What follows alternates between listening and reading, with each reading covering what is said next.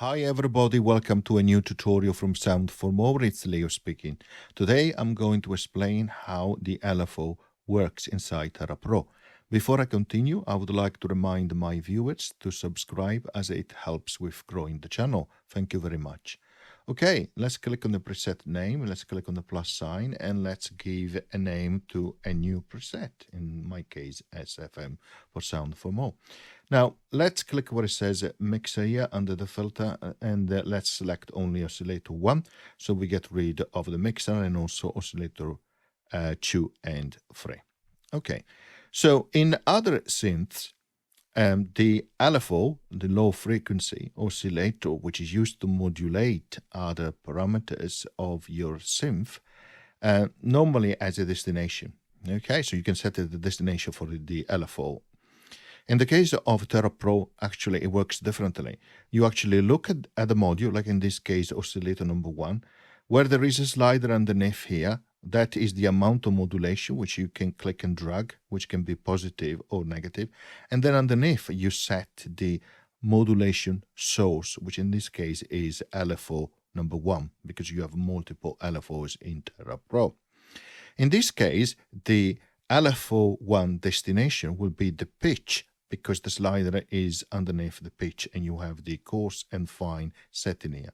If I was to open oscillator number 1, you can see there is another modulation source here for the pitch, and then you can see LFO 2 as a destination that is the phase, because the slider here and the modulation source, which is LFO 2, is under the phase dial. Okay, so hopefully that makes sense.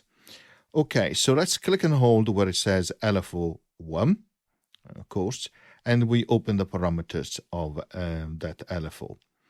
Now, you have the wave here, and you have synchronization here. You have a dial for the rate and a dial for the level as well. So in order to hear something, you need to increase the modulation amount, which you click and drag here the slider. Now it's going very fast. Let's decrease the rate here. Okay, so you have different type of waveforms that you can use for LFO. The first one is triangle, you just heard.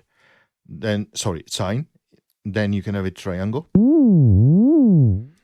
Square. Up and down as value. Ramping up. Down, the opposite. This one is interesting, is sample and hold of LFO 4, which means it takes the output of LFO 4, it samples it, and then it holds that value, and it continues to do that. Remember, if you want the typical sample and hold functionality, make sure that in this case LFO 4 has a waveform or type random, which is what I'm going to show you next, random. Okay, now let's reset these, for example, to sine. So we have an LFO 1 rate where we can change the rate or the speed that the LFO will perform at.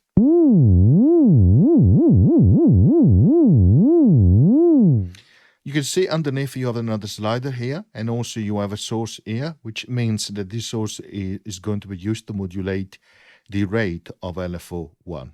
Okay, and the slider again will be used as a modulation amount. You can see here there is key random, okay, which means every time you press a key, will randomize the LFO 1 rate in this particular case. So let's give an increase in terms of modulation amount, and let's press a different time the same key.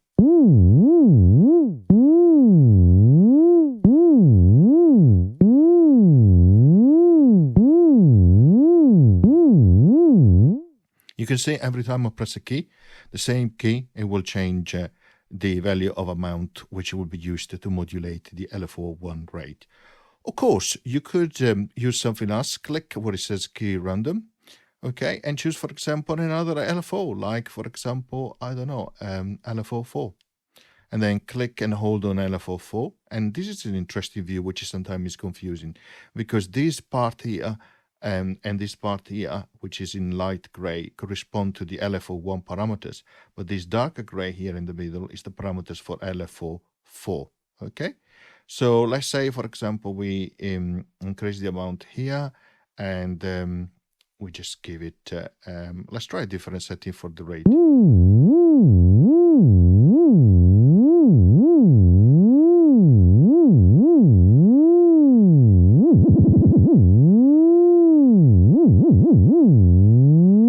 So you can hear that you have practically LFO 4 output, which is modulating LFO 1 rate, which is modulating the pitch of oscillator number 1. So quite interesting, isn't it? So click on LFO 4 to close the parameters part, and click on it again and set to no modulation for now. Next, you have a sync set of options. And this determines how the synchronization of voices will occur when you have, of course, multiple voices being played, for which then the LFO1 is modulating. And remember, it goes up to 256 voice, which is quite interesting. So the first one, I set it to actually all be synchronized. Okay, the second one is they're synchronized based on the tempo of the arpeggiator. So let me give you an example. Let's go to the arpeggiator here and let's change the tempo here.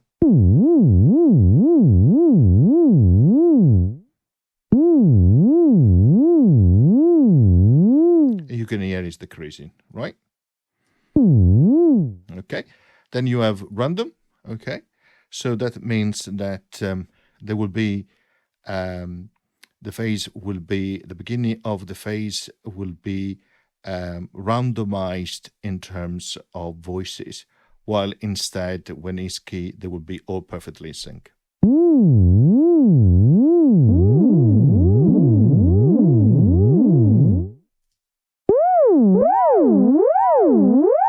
Let me show you random. You can hear the difference where the phases are actually randomized in terms of starting point when the key is pressed. Then moving on the right hand side, you have the level for the LFO. Okay, and this is quite interesting. You can use that in combination with the modulation amount, of course.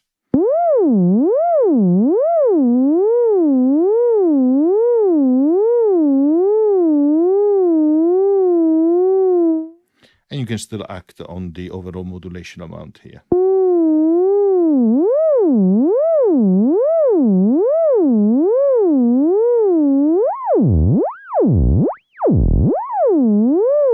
And of course, you can use a further modulation source to modulate the LFO1 level, which in this case is said aftertouch, but it can be another LFO, or it can be an envelope if you prefer so. Let's use another LFO, LFO4 again. Let's click and hold again to open the settings of LFO4.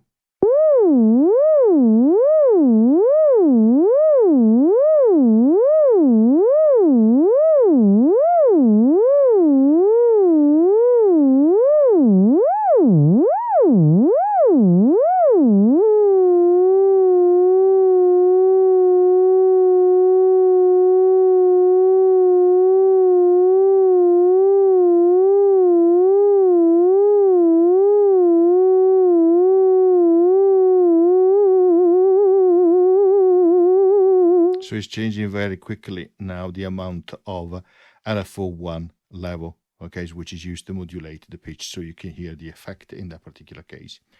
So that is LFOs in a nutshell. So quite interesting, of course.